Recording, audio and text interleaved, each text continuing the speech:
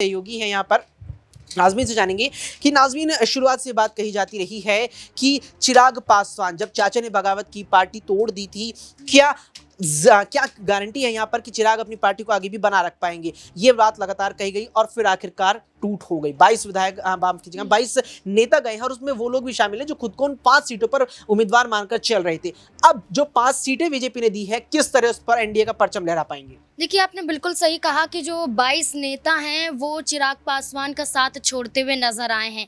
चिराग पासवान पर ये गंभीर आरोप लगाए गए हैं कि पैसे के बदले वो टिकट देते हुए नजर आ रहे हैं, जिसमें रेणु कुशवाहा की बात करें वो गंभीर आरोप लगाती हुई नजर आती हैं, पूर्व सांसद हैं। ऐसे में महासचिव की बात करें सतीश कुमार, वो भी कहीं ना कहीं यही आरोप लगाते हुए नजर आए हैं कि चिराग पासवान सिर्फ और सिर्फ परिवारवाद को देख रहे हैं। यानी कि आप देखिए कि जमुई से ही अपने ही जीजा को अगर वो उतार देते हैं तो साफ तौर पर जाहिर हो रहा है कि चिराग पासवान किस वजह से इन 5 सीटों की मांग करते हुए नजर आ रहे थे।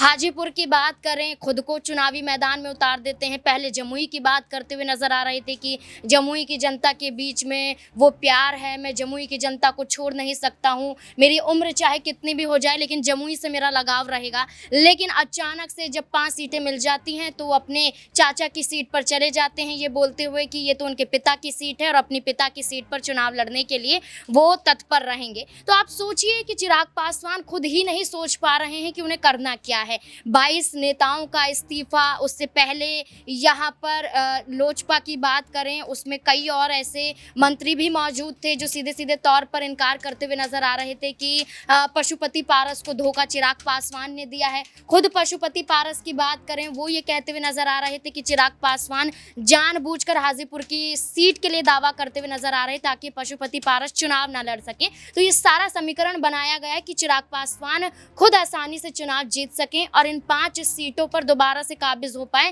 क्योंकि पिछले चुनावों की बात करें जिस दौरान यहाँ पर 6 सीटें जीतते हुए नजर आए थे और उसके बाद यहाँ पर 5 सांसद किस तरीके से पशुपति पारस के पास चले जाते हैं, तो वो गलती इस बार नहीं करना चाहते हैं, इसलिए उन्होंने पहले पशुपति पारस को हटाया, फिर उस सीट पर चुनाव लड़े। लेकिन 22 नेताओं के छोड़ने के बाद साबित हो रहा है कि मजबूत नहीं बल्कि टूटने के कगार पर